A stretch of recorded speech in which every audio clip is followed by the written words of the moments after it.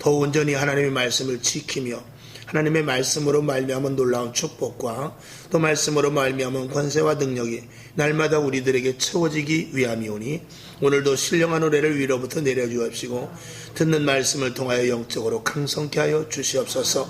먼저 그의 나라와 그의 의를 구하는 확고한 믿음자들 되게 도와주옵시고 하나님을 기쁘시게 하면 하나님께서 우리에게 기도하는 소원과 제목들을 응답해 주시고 또 먼저 그의 나라와 그의 의를 구할 때 모든 필요한 것들을 주님께서 채워주실 줄로 믿습니다.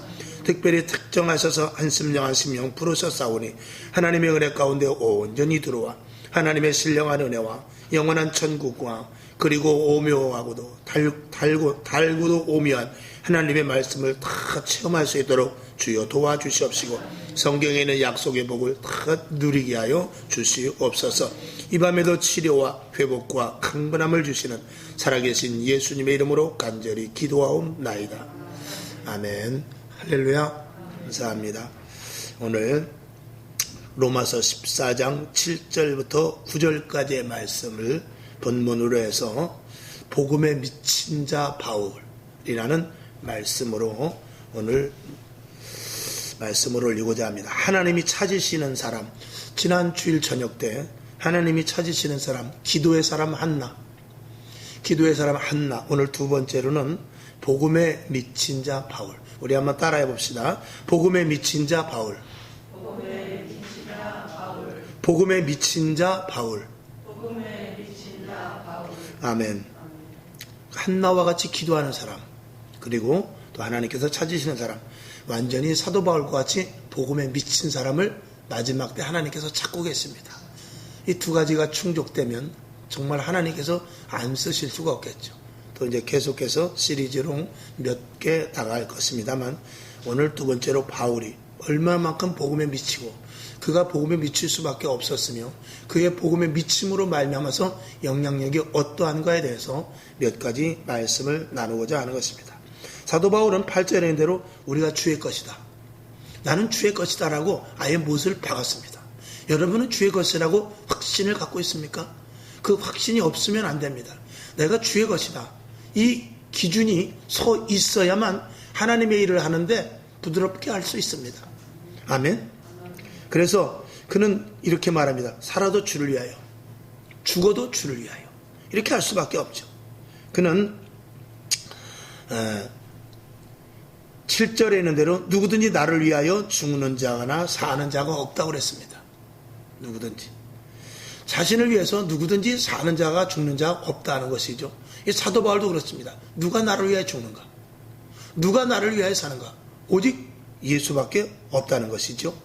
9절 뒤에 보면 이를 위하여, 내가 살아나기 위하여서, 살기 위하여 그리스도께서 죽으셨다가 다시 살았다는 것입니다. 누구 때문에? 나 때문에 그랬다는 것이요. 그 다음에 죽은 자와 산 자의 온전한 주인이 되려 하십니다 라는 것입니다. 예수님께서 그렇게 하신 것에 대하여서 이 사도 바울은 내가 주의 것이라는 확신한 고백을 합니다. 그러면서 그는 살든지 죽든지 오직 주님의 것이다 라는 확실한 고백 속에서 복음의 사역을 펼쳐 나가게 되는 것입니다. 여기 써 있는 대로 보면 교회는 남편의 말이나 아내의 말이나 자식의 말이나 세상 사람들의 말을 듣는 것이 아니고 오직 성령의 음성을 듣는 것이 교회입니다. 뭐 당연하죠. 저와 여러분도 마찬가지입니다. 남편 때문에 교회를, 아내 때문에 교회를, 자식 때문에 교회를, 또 세상의 환경 때문에 교회를 나오고 안 나오고에 영향력을 끼치는 것이 아니라 오직 하나님의 말씀에서 성령의 인도하심에 따라 하나님의 사람으로 소속되었으니 하늘나라의 시민권을 가진 자로서 오늘 이 자리에 나와서 하나님의 말씀에 따르는 저와 여러분이 되는 줄로 믿습니다. 이 초대교회는 사도와 성도들이 아예 목숨을 바치기로 작정한 사람들이었죠. 뭐 여러분들이 다 아시는 대로 그들의 목표는 뚜렷했습니다. 오직 다른 것 없습니다. 복음 전파죠. 오직 복음을 위해서 다른 것 생각하지 않냐고 오직 복음을 위해서만 산 사람들이 이 초대 교회의 성도들이었죠. 그래서 그들은 개인의 신앙이나 개인의 기복적인 신앙에 대한 것은 전혀 생각하지 않았습니다. 사도행전 2장이나 4장에 보면 서로 모이기를 힘쓰고 또 기도하고 그리고 찬미하고 집에서도 떡을 떼고 이런 것들 항상 하나님 중심, 예수 중심, 그리고 말씀 중심, 성령의 인도하심, 그리고 교회 중심으로 그들은 항상 공동체를 이루었던 것을 우리는 알 수 있죠. 지금 우리들의 신앙을 가만히 보면 내 개인, 내가 잘 되기 위해서, 그리고 내가 어떤 복을 받기 위해서는 이 개인적인 기복 신앙적인 것들이 참 많이 있습니다. 그런 것들은 사실은 우리가 주의 종들이 잘못이죠. 주의 종들이 처음부터 가르칠 때 우리가 하나님께서 우리를 부르셔서 우리를 사용하시기 위하여서 우리를 하나님께서 쓰시는 일꾼으로, 그리고 믿음의 대를 다음 세대까지 이어나가기 위해서 우리를 바톤 받은 자로 부르셨다. 이렇게 복음을 온전하게 가르쳐야 되는데, 여러분 교회 나오면은 복을 받습니다 하는 그 단순한 당대에서 내가 복을 받는 것으로 제한되는 이런 복음을 너무나 많이 전했다는 것이죠. 물론 시작을 그렇게 해서 그 다음에 하나님의 일꾼으로 만들려고 했지만 결국은 그렇게까지 가지 못한 인생들이 자칫하면 교회를 떠나는 일들이 많이 일어나고 만 것이죠. 저와 여러분도 마찬가지입니다. 하나님께서 사도 바울을 왜 부르셨습니까? 이제 뒤에 나오겠습니다만, 사도 바울을 왜 부르셨습니까? 구원하려고 부르셨습니까? 물론 구원받게 하려고 그랬죠. 그러나 하나님께서 사도 바울을 부르신 원 목적은 단순한 구원의 문제가 아니라는 것을 우리는 성경을 통해서 알 수 있어요. 예수님께서 고기 잡는 베드로를 불렀을 때 그를 단순히 구원시키기 위해서 불렀을까요? 그렇지 않다라는 것입니다. 하나님께서 한나에게 기도를 시킬 때 그가 기도함으로 말미암아서 단순히 한 아들을 주기 위해서 기도를 시켰습니까? 그렇지 않습니다. 오늘 사도 바울을 부르신 것은 구원의 목적이 아닙니다. 구원의 목적이 아니라 그를 통하여 이방인의 선교사로 삼기 위해서 썼다는 것입니다. 이게 소명이요 사명인 것입니다. 우리 하나님을 믿는 자들은 그 소명과 사명감을 다 하나님께서 주셨고 그걸 갖고 있어야 되죠. 그걸 놓치게 되면 어떤 결과가 이루어지냐? 신앙생활이 무의미해지고 힘들고 어려울 때, 이 목회자가 가장 힘들 때가 언제냐면 소명감을 잊어버릴 때예요. 성도들이 제일 힘들 때는 어디냐? 소명, 사명감을 잊어버릴 때입니다. 내가 왜 예수를 믿는지, 내가 왜 교회를 나오는지, 내가 왜 기도를 하는지, 내가 왜 헌금을 하는지, 이런 것에 대해서 아무런 개념이 없으면 점점 신앙생활은 힘들고 어렵고 답답한 일이 생길 때는 신앙에 대해서 회의를 갖게 되는 것입니다. 하나님께서는 부르심에 합당한 자리에 언제든지 있길 원하고, 우리들에게 하나님께서는 우리를 부르셔서 언제든지 복음의 사역으로 감당될 수 있도록 우리를 부르셨다는 사실에 우리는 분명한 우리의 정체성을 알 수 있어야 되는 것이죠. 여러분에게, 저와 여러분, 부르심으로 끝난 것이 아니라, 할렐루야, 구원으로 끝나는 것이 아니라 부르심에 또 사명까지 갖고 있다는 사실을 저와 여러분이 분명히 믿어야 될 줄로 믿습니다. 그래서 초대교회는 하나의 공동체를 이루는데 연합이요, 하나됨이요, 그리고 한 뜻으로 항상 있었, 그런 하나됨, 혼자가 아닌 하나됨, 여럿으로 하나됨이라는 이런 놀라운 공동체를 가지고 있었기 때문에 든든하게 세워져 나갔다.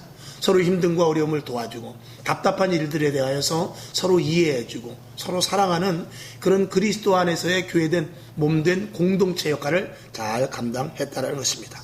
특히 사도 바울, 이 복음에 미친 자였는데 그의 계기는 어디서였습니까? 여러분이 아시는 대로 다메섹이었습니다. 다마스카스가 아니고 다마스카스입니다. 시리아의 수도죠. 다마스카스에서, 다메섹에서 예수님을 놀랍게 만납니다. 이 사도 바울은 예수님을 만날 때, 즉 밝은 빛, 위에서부터 하늘로부터 밝은 빛이 비춰지는 그 예수님을 만날 때의 전과, 그리고 예수님을 만난 그 후의 생활이 완전히 180도 변화됐습니다. 그러니까 예수님을 만나기 전에 다메섹 도상에서 밝은 빛이 비춰짐으로 말미암아서 예수님을 만나고, 눈이 멀어서 아나니아 선지자를 통해서 눈이 떠지기는 그 과정과 그 이전과 이후의 생활은 이 사도 바울은 180도 달랐다는 것입니다. 여러분, 주님을 만나는 특별한 계기가 강할수록 나의 생애의 전반전과 후반전이 달라진다는 사실을 알아야 돼요. 우리가 예수님을 희미하게 만나면은요, 이 생활의 변화가 예수님을 만난 전과 후가 큰 차이가 없습니다.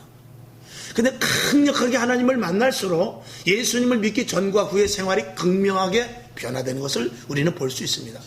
모태신앙이 어려운 것은 뭐냐면 처음에 태어날 때부터 예수를 믿었기 때문에 급격한 변화의 그 상승 곡선이 있질 않습니다. 그죠? 스무스하게 올라가죠. 그러나 물론 든든하긴 합니다만, 그럼에도 불구하고 우리가 그 중간에라도 중간중간 강력한 주 예수 그리스도로 말미암은 성령의 충만함과, 그리고 주님께서 주시는 은사와, 그리고 하나님이 나와 함께 하시는 강력한 어떤 일들을 체험할수록 우리는 점점 그 강력한 하나님의 인도하심의 전과 후의 생활에 계속해서 달라지고 변화되면서 하나님과 더 가까워지고 하나님의 사람으로 더욱더 돼간다는 사실이죠. 아멘. 이런 체험을 이 사도 바울은 아주 단번에 다메섹 도상에서 해버렸습니다. 여러분에게 이 강력한 하나님의 놀라운 이 사도 바울과 같은 체험이 여러분에게도 있기를 주님의 이름으로 축원합니다. 그는 다메섹 도상에서 예수님을 만나기 전에는 예수 믿는 사람을 잡으러 다니는 사람이었습니다. 그런데 그가 예수님을 만나고 후에는 잡으러 가는 사람에게 쫓기는 그런 엉뚱한 완전히 반대의 사람이 됐습니다. 예수님을 만나기 전에는 예수 믿는 사람을 잡으러 다녔죠. 근데 지금은 유대인들에게 자기가 예수를 믿으니까 죽음을 감수하는 도망칠 정도로, 때로는 정말 광주에 담아 내려뜨리는 그런 일을 당하는 경우까지 생기는, 이렇게 피신을 해야 될 정도로 상황이 완전히 급반전됐다는 것입니다. 이것은 그의 생활 가운데 반전도 있지만 영적인 부분에 얼마만큼 놀라운 반전이 있었다는 것을 우리는 알 수 있어야 되죠. 저와 여러분, 육신적으로는 쫓기는 몸이라 할지라도 영적으로는 하나님 앞에 서가는 그런 모습이 될 수 있기를 주님의 이름으로 축원합니다.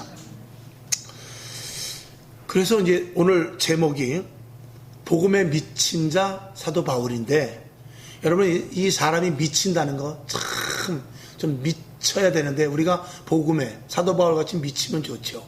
근데 이 미친다는 게 미치기 전까지가 사실은 어렵습니다. 미치기 전까지가. 미쳐버리면 그 다음에는요 머리에 꽃을 마음대로 달고 다닐 수 있는 거예요. 근데 미치기 전까지는 머리에 꽃을 달 수가 없어요. 왜냐하면 제정신이기 때문에. 근데 미쳐버리면 머리에 얼마든지 꽃을 달고 다닐 수 있어요. 예수에 미친 사람과 예수에 미치지 않은 사람과 대화가 되질 않습니다. 그러니까 세상에서도 그렇잖아요. 어디 한번 빠져버리면은요, 그 빠져버린 사람과 빠지지 않은 사람과는 이야기가 되질 않습니다. 교회 안에서도 정말 예수에 빠진 사람과, 그리고 종교적으로 신앙생활하는 사람과는 말이 통하지 않습니다.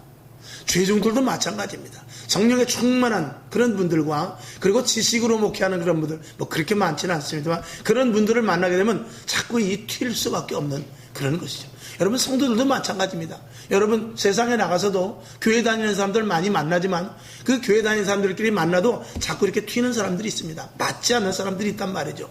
정말 하나님의 사람이냐 아니면 종교인냐에 따라서 튀일 수도 있고, 또 잘 의도가 맞을 수도 있는 것입니다. 여러분에게 완전히 복음으로 미쳐가는 그런 하나님의 온전한 자녀들 될 수 있기를 주님의 이름으로 축원합니다. 하나님의 온전한 자녀는 세상에서 볼 때는 완전히 미친 자가 하나님의 온전한 자녀인 줄로 믿습니다. 자, 첫째, 다메섹에서 그곳에서 만났다고 그랬어요. 사도행전 9장 1절에서부터 3절까지를 한번 봅시다. 시작. 사울이 주의 제자들을 대하여 여전히 위협과 살기가 등등하여 대제사장에게 가서 다메섹 여러 회당에 갈 공문을 청하니, 이는 만일 그 돌을 쫓는 사람을 만나면 물론 남녀하고 결박하여 예루살렘으로 잡아오려 함이라. 사울이 행하여 다메섹에 가까이 가더니 호련히 하늘로부터 빛이 저를 둘러 비추는 기라. 아멘. 여기 2절에 보면 아예 공문을 받아가지고 예수 믿는 사람을 죽이러 갔던 사람, 잡으러 갔던 사람이 이 사도 바울입니다. 근데 결론으로 말하면 완전히 거꾸로 되고 말았죠. 근데 3절에 보니까 예수님을 만나는 놀라운 일들이 이 다메섹 도상에서 일어나게 됩니다. 사도 바울은 이 다메섹이라는 곳을 잊을래야 잊을 수가 없죠. 우리도 첫사랑을 받은 곳을 잊을 수가 없습니다. 어느 기도원에서 은혜를 받으면 그 기도원을 꼭 1년에 한 번씩 간다든가 그런 경우도 있습니다. 오늘 저와 여러분 이 전에서 하나님의 신령한 은혜를 충분하게 받을 수 있기를 주님의 이름으로 축원합니다. 아멘. 그 다음에 그곳에서부터 복음을 전하기 시작해요. 사도행전 9장 22절부터 25절까지를 봅시다. 시작. 사울은 힘을 더 얻어 예수를 그리스도라 증명하여 다메섹에 사는 유대인들을 굴복시키니라. 23절. 여러 날이 지나매 유대인들이 사울 죽이기를 공모하더니 24절. 그 계교가 사울에게 알려지니라. 저희가 그를 죽이려고 밤낮으로 성문까지 지키거늘. 25절. 그의 제자들이 밤에 광주리에 사울을 담아 성에서 달아내리니라. 아멘. 다메섹에서 은혜를 받고 그곳에서 복음의 첫 삽을 뜨게 됩니다. 그런데 유대인들이 어떻게 해서든지 이 사도 바울을 죽이려고 하죠. 그냥 지키다 안 되겠으니까 성 밖으로 광주리에 달아서 내놓는 그런 일이 일어나게 됩니다. 이제 이 일 후에 이 다메섹에서 이런 핍박과 그리고 이 사도 바울이 엄청난 죽음을 각오하는 이런 일들 후에 하나님께서는 이 사도 바울과 제자들과 결탁을 해서 다시 한번 새롭게 복음을 시작하는 계기로 만들어 나가게 하십니다. 사도행전 9장 26절에서부터 28절까지를 봅니다. 시작. 사울이 예루살렘에 가서 제자들을 사귀고자 하나 다 두려워하여 그의 제자됨을 믿지 아니하니 바나바가 데리고 사도들에게 가서 그가 길에서 어떻게 주를 본 것과 주께서 그에게 말씀하신 일을 다메섹에서 그가 어떻게 예수의 이름으로 담대히 말하던 것을 말하니라. 사울이 제자들과 함께 있어 예루살렘에 출입하여 자, 여기 보니까 이제 사울이 안 되겠어서 그 광주리에 달아 바깥으로 나가서 어디로 가느냐? 예루살렘으로 가게 됩니다. 예루살렘은 제자들이 있는 곳입니다. 거기 가서 제자들을 만나지만 제자들은 사울에 대하여서 잘 알지 않습니까? 바울로 이름이 바꾸기 전에 사울에 대해서 잘 알고 있지 않습니까? 만나기를 꺼려했다고 그랬어요. 그때 이 바나바라는 정말 아주 똑똑하고 지혜로운 사람이 이 사람이 사도들과 함께 갈 수 있도록 이 사도 바울을 데리고 가게 되죠. 사울을 데리고 가게 됩니다. 그리고 이제 만나서 이야기를 하죠.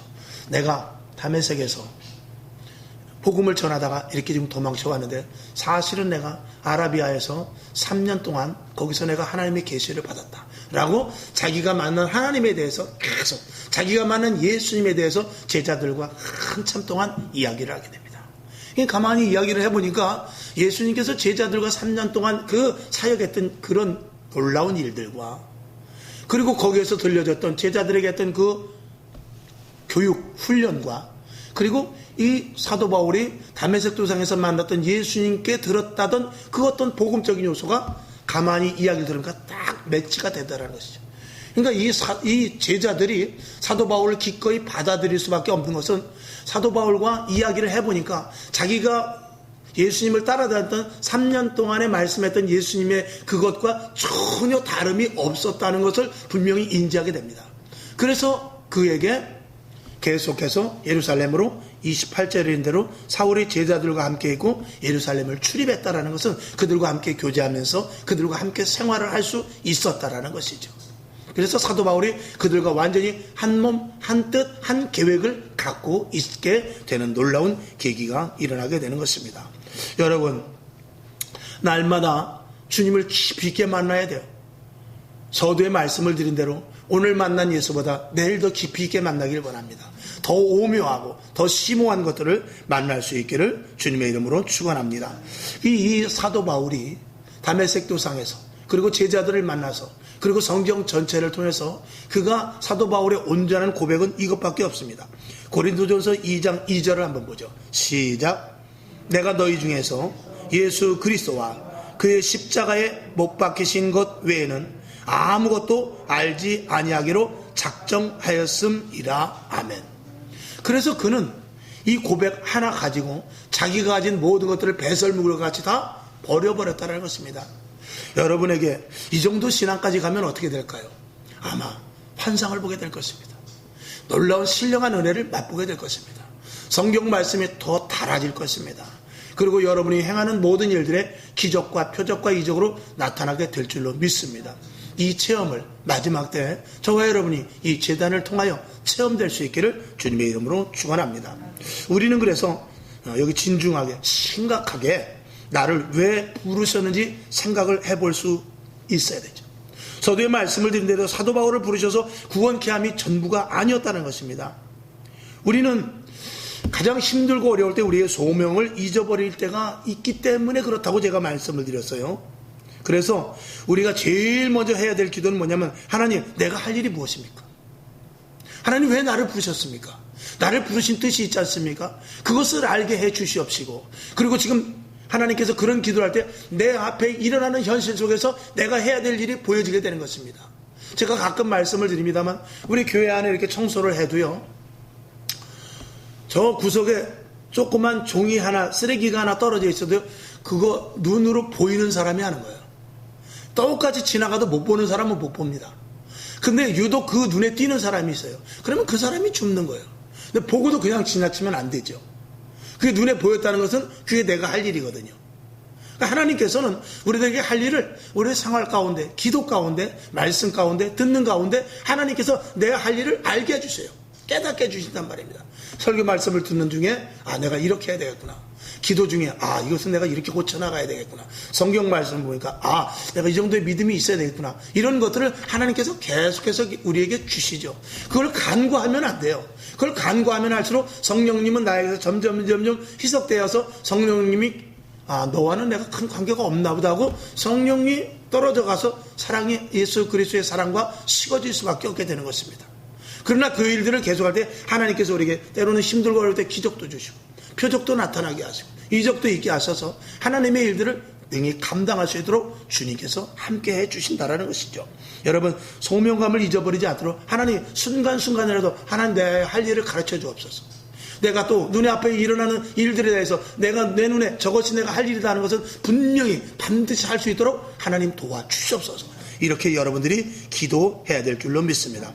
이 사도 바울의 특별히 오늘 이제 갈라디아서를 좀 몇 절, 8가지를 나눠서 좀 보는데, 이 갈라디아서는 사도 바울의 내가 하나님을 믿는 나의 고백이다, 진술서다라고 말을 할 정도로 이 갈라디아서는 사도 바울의 자기의 모든 고백이 녹아있는 것이 이 갈라디아서입니다.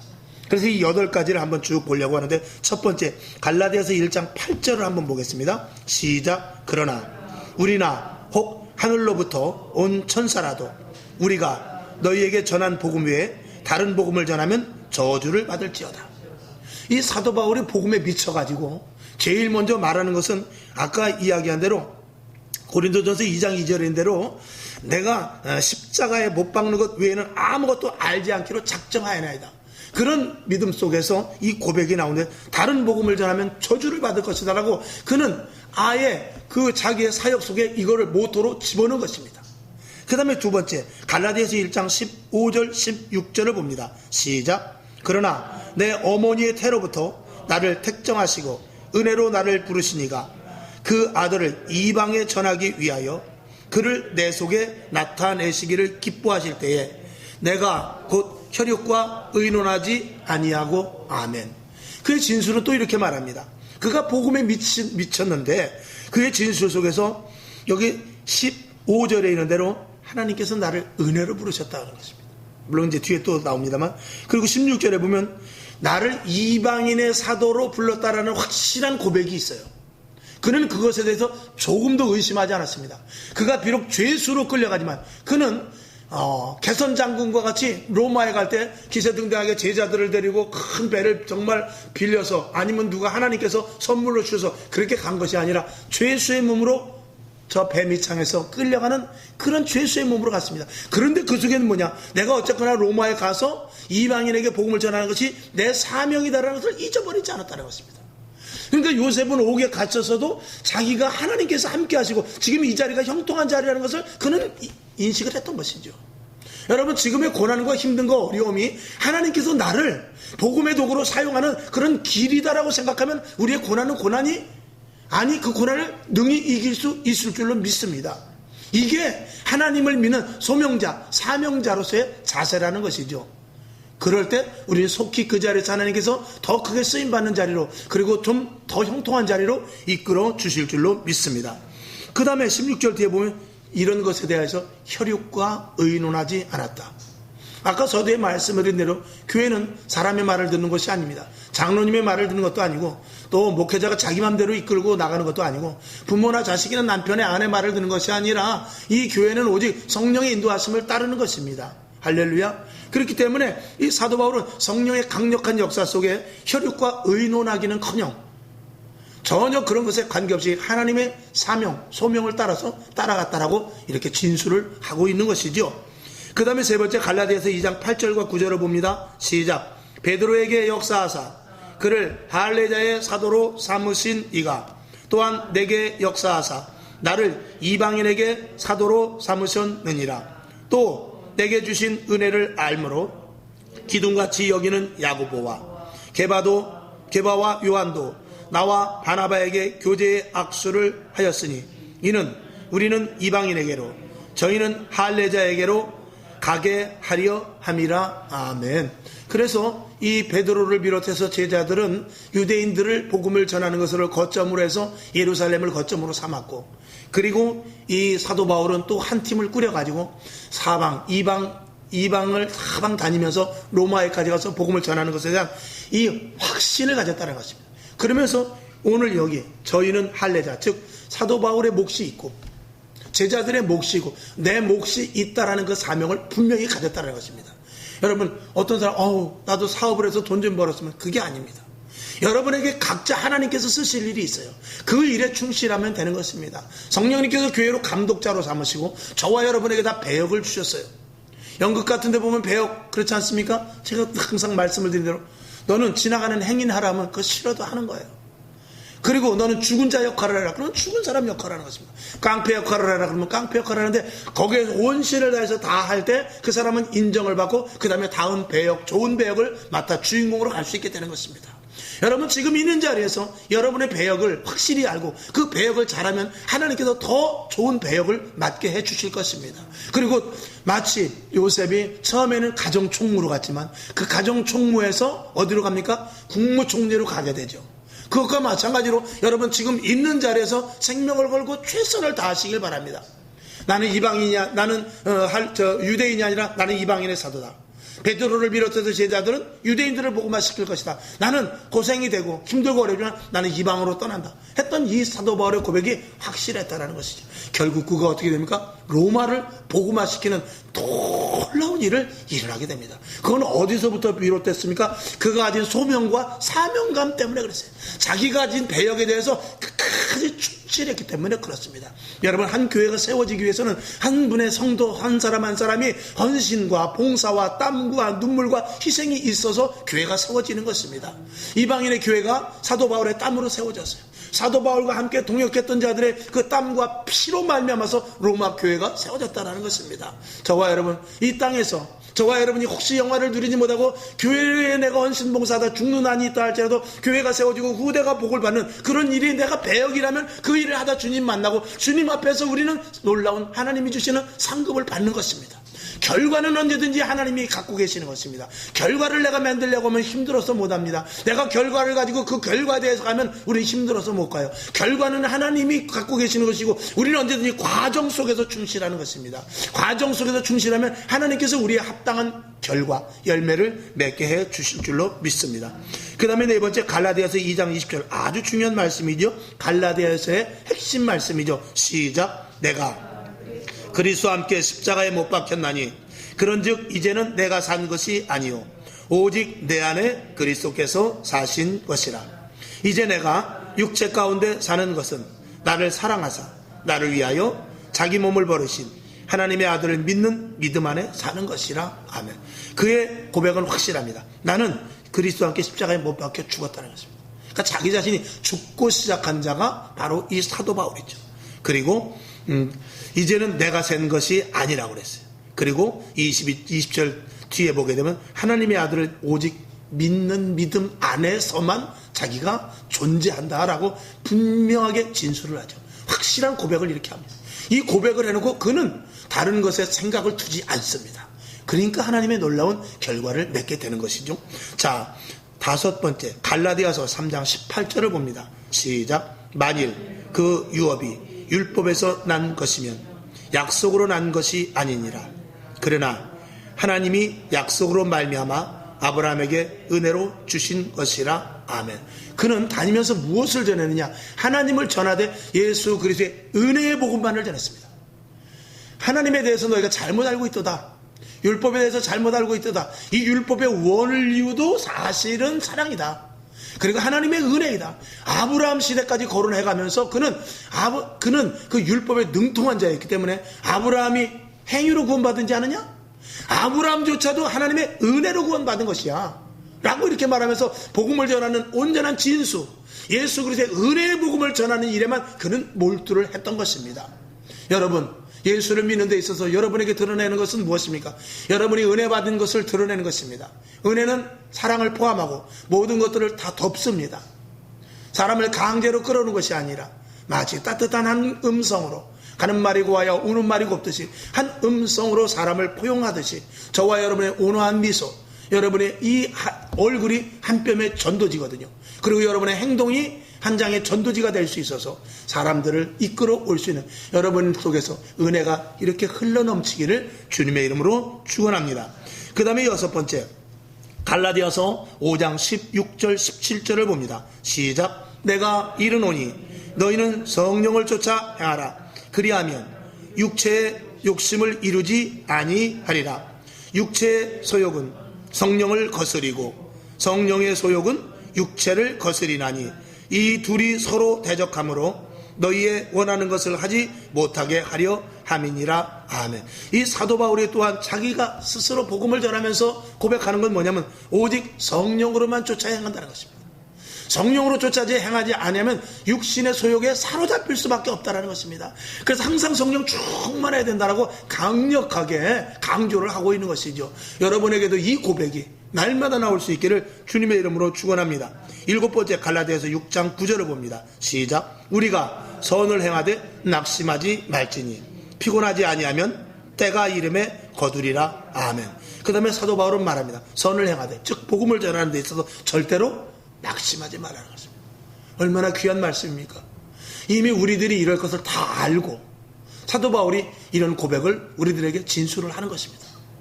여러분, 복음을 전하는 하나님의 선을, 하나님의 말씀을 증거하는 데 있어서 여러분 낙심하지 마시길 바랍니다. 하나님은 우리가 복음을 전함으로 말미암아서 혹시 열매를 맺지 못하였다 할지라도 하나님은 우리의 한 것을 다 보고 계십니다. 아멘이시죠? 결국 하나님 앞에 갔을 때 다 우리는 상급으로 돌아오게 될 것이고, 그에게 내가 복음을 전하는데 저 사람이 오지 않았다, 그 책임은 하나님께서 그에게 물으실 것입니다. 어떤 성을 지키다가 망대에서 성을 지키는 그 파수꾼이 저쪽에서 적이 오는데, 야 적이 온다 그랬는데 그 안에 있는 군인들이 술 취해가지고 잔다든지 아니면 적군이 쳐들어온다라고 말했음에도 불구하고 대비하지 않았으면 파수꾼은 죄가 없다고 그랬어요. 근데 파수꾼이 가만히 보니까 적이 쳐들어오는데 그것을 대비하라고 빨리 전해야 되는데 전하지 않았다면 나중에 전쟁의 결과에 대해서 그 파수꾼한테 책임을 묻겠다라는 것이죠.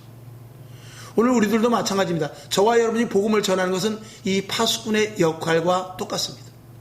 그래서 여러분들이 만약에 파수꾼의 역할을 감당하면 죄는 누구에게 묻게 되는 것이냐? 상대방에게 죄를 묻게 되는 것입니다. 그러나 우리가 파수꾼의 역할을 감당하지 못하면 저 사람은 예수 안 믿을 것 같아서, 저 사람은 말하면 괜히 부작용될 것 같아서, 그리고 내가 말을 하지 않으면 그 책임은 누구에게 있느냐? 파수꾼에게 있다는 거죠. 파수꾼이 나에게 책임이 있다는 것입니다. 그러니까 그 전에 그 박병선 그 집사인가요? 그 전도할 때 뭐 복음 전하기 싫으면, 저기도 고구마 전도하기 싫으면 그냥 그래도 믿어야 됩니다. 그러고 그냥 말았대잖아요. 예수 믿으라고. 그렇게만 그냥 말만 던지기만 했다라는 것이 아닙니까? 전도 되든지 말든지. 그러니까 그런 책임을 우리가 가질 수 있기를 주님의 이름으로 부탁을 드립니다. 자, 그 다음에 8번째, 갈라디아서 6장 17절 시작. 이후로는 누구든지 나를 괴롭게 말라. 내가 내 몸에 예수의 흔적을 가졌노라. 아멘. 여러분이 예수를 믿기 때문에 당한 흔적이 있기를 바랍니다. 사도 바울은 자기가 흔적이 있다는 것입니다. 매를 얼마나 맞았는지 모릅니다. 언젠가도 말씀을 드렸습니다. 사도 바울이 40에 하나 가만 39번 때, 39번 맞는 퇴장, 그리고 그 외에도 수없이 매를 맞아요. 여러분 만약에 39대 퇴장을 맞았다면 집에 가서 이 엉덩이가 얼마나 얼얼했겠어요. 다 헤어졌죠. 그것이 회복되려면 얼마 걸리겠어요? 최소한 2달 이상은 걸리지 않겠습니까? 그러면 그동안은 전도를 어떻게 해서 엎드려서 했겠죠. 겨우 어기저기 걸어다니면서 했겠죠. 그렇게 전도를 했던 사람이 이 사도 바울이라고 우리가 생각해 볼 때, 우리가 예수 그리스도, 예수 믿음으로 말미암는 흔적이 과연 내가 무엇인가? 나는 어디 가서 복음 전하다가 물벼락을 맞았는데, 이런 것이라도, 물벼락은 무엇입니까? 손가락질만 당해도 나 전도 못하겠다고 확 위축돼 버리죠. 그러지 말라라는 것입니다. 전하는 데는 그 전하는 자의 힘이 아니라 전하는 그 본문에 하나님의 능력이 있는 것입니다. 그래서 우리는 전하는 자가 되어야 되죠. 자, 결론으로 봅니다.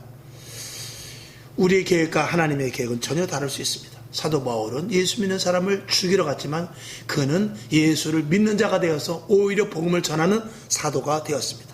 우리의 생각, 나의 계획이 어떻습니까? 나의 계획과 나의 생각과 전혀 의지에 관계없이 하나님은 나를 부르셔서 하나님의 의도대로 쓰십니다. 그걸 우리가 분명히 알아야죠. 그것이 없으면 사명과 소명감을 다 놓칠 수밖에 없습니다. 잠언서 16장 9절, 사람이 마음으로 자기의 길을 계획할지라도 그 걸음을 인도하는 자는 오직 여호와밖에 없다라고 솔로몬이 이야기를 합니다. 여러분, 그리스도인들은 언제든지 항상 하나님의 뜻을 구해야 되고 자신의 소명을 놓치지 말아야 됩니다. 사도 바울에게 복음에 미친 자가 된 것은 확실한 소명과 날마다 이 갈라디아서와 같은 이 진술의 고백이 있었기 때문이다 라는 것을 알고, 여러분에게 믿음의 고백이 늘 있어서 그 고백대로 살아가고 또 고백을 할 수 있는 여러분 될 수 있기를 주님의 이름으로 축원합니다. 아버지 하나님, 감사합니다. 사도 바울의 복음에 미친 자에 대해서 우리가 몇 가지 나눠봤습니다. 그는 다메섹에서 예수님을 만날 때와 만났을 때 그 이전과 그 이유가 완전히 180도 달라진 것을 우리는 보게 됩니다. 우리는 예수를 만나고 얼마만큼 달라졌는가를 한번 생각해 보게 되고, 갈라디아서의 이 믿음의 고백의 진술이 오늘 우리들에게도 있어서 나는 왜 예수를 믿고 내가 해야 될 일은 무엇인가를 한번 적어볼 수 있기를 원합니다.